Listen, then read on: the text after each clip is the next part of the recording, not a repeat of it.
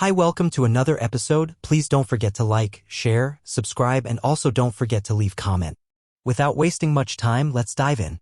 Alexei Navalny, Russia's most prominent opposition leader, died on Friday after collapsing and losing consciousness at the penal colony north of the Arctic Circle where he was serving a long jail term, the Russian prison service said.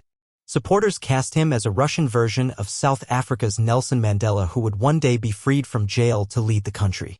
He earned admiration from many in Russian opposition circles for voluntarily returning to Russia in 2021 from Germany, where he underwent treatment for what Western laboratory tests showed was an attempt to poison him with a nerve agent in Siberia. In the care of doctors at Berlin's Charite Hospital, Mr. Navalny made a long but miraculous recovery. From his hospital bed, he laid the groundwork for his most damning investigation yet into what he called Putin's palace, a billion-dollar residence on Russia's Black Sea coast. A former lawyer, Navalny rose to prominence with blogs which exposed what he said was vast corruption across the Russian elite, describing Russia as ruled by crooks and thieves. He participated in Russian nationalist marches in the 2000s. Calls for restrictions on immigration and criticism over what some viewed as his overly nationalist views prompted his expulsion from the liberal Yabloko opposition party in 2007. He lampooned President Vladimir Putin's elite and exposed some of the opulence of the lifestyles of senior officials, using the internet and even drones to illustrate what he described as their vast holdings and luxury property. When demonstrations against Putin flared in December 2011 after an election tainted by fraud accusations, he was one of the first protest leaders arrested. Born in June 1976, Alexei Navalny was a Russian opposition leader, lawyer, anti-corruption activist, and political prisoner. He organized anti-government demonstrations and ran for office to advocate reforms against corruption in Russia and against President Vladimir Putin and his government. Navalny was a Russian Opposition Coordination Council member. He was the leader of the Russia of the Future Party and founder of the Anti-Corruption Foundation, FBK. He was recognized by Amnesty International as a prisoner of conscience and was awarded the Sakharov Prize for his work on human rights. As of 2021, Navalny had more than 6 million YouTube subscribers. Through his social media channels, he and his team published material about corruption in Russia, organized political demonstrations, and promoted his campaigns. In a 2011 radio interview, he described Russia's ruling party, United Russia, as a party of crooks and thieves, which became a popular epithet. Navalny and the FBK have published investigations detailing alleged corruption by high-ranking Russian officials and their associates. In July 2013, Navalny received a suspended sentence for embezzlement. He was allowed to. On June 26, 2012, it was announced that Navalny's comrades would establish a new political party based on e-democracy. Navalny declared he did not plan to participate in this project at the moment. On July 31, they filed a document to register an organizing committee of a future party named the People's Alliance. The party identified itself as centrist. One of the then-current leaders of the party, and Navalny's ally Vladimir Ashurkov, explained this was intended to help the party get a large share of voters. Navalny said the concept of political parties was outdated and added his participation would make maintaining the party more difficult. However, he blessed the party and discussed its maintenance with its leaders. They, in turn, stated they wanted to eventually see Navalny as a member of the party. On December 15, 2012, Navalny expressed his support of the party, saying, "The People's Alliance is my party," but again refused to join it. Citing the criminal cases against him run in the 2013 Moscow mayoral election and came second with 27% of the vote, outperforming expectations but losing to incumbent mayor Sergei Sobyanin, a Putin appointee. In December 2014, Navalny received another suspended sentence for embezzlement. Both criminal cases were widely considered politically motivated and intended to bar him from running in future elections. The European Court of Human Rights, ECHR, later ruled that the cases violated Navalny's right to a fair trial, but the sentences were never overturned.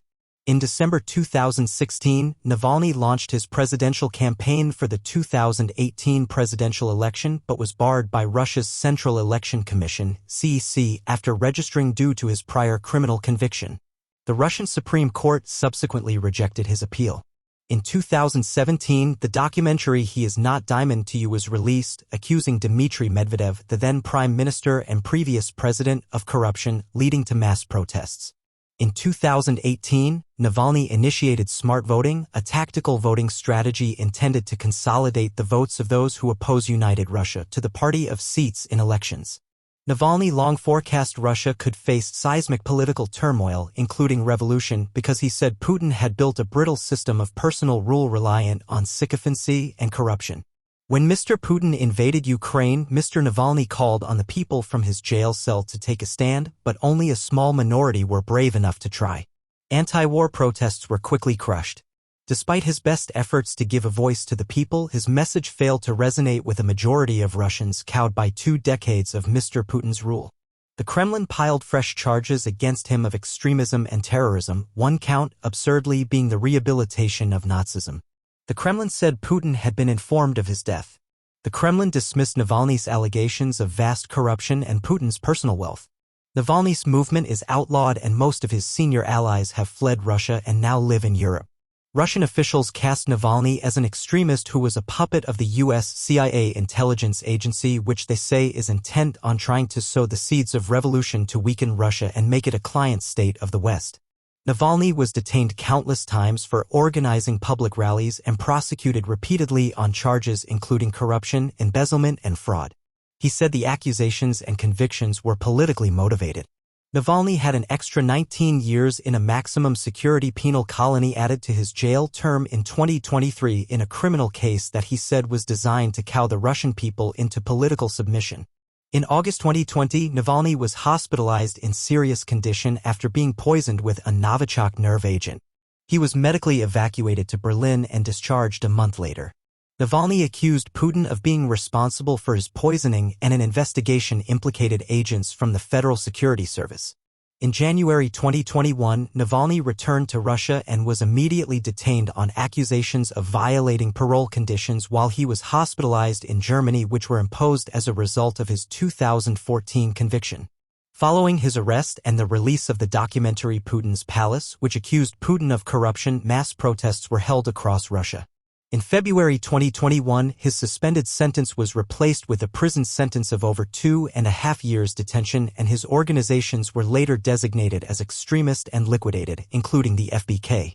In March 2022, Navalny was sentenced to an additional 9 years in prison after being found guilty of embezzlement and contempt of court in a new trial described as a sham by Amnesty International. His appeal was rejected, and in June, he was transferred to a high-security prison. In August 2023, Navalny was sentenced to an additional 19 years in prison on extremism charges, meaning he would be released in December 2038. Navalny commented that his sentence is as long as either his life or the life of the political regime in the country. In December 2023, Navalny went missing from prison for almost 3 weeks. He re-emerged in an Arctic Circle corrective colony in the Yamalo-Nenets Autonomous Okrug. In a short statement, the Yamalo-Nenets prison service said that Navalny felt unwell after a walk at the Polar Wolf penal colony and almost immediately lost consciousness. The cause of his death was not immediately clear. Navalny survived a previous attempt on his life in 2020 when he was poisoned with the potent Novichok nerve agent by operatives from the Russian security services. His death is likely to be seen as a political assassination, coming as it does just a month before Russian presidential elections are set to take place. Thanks for watching, and see you again in another episode of World Formatics.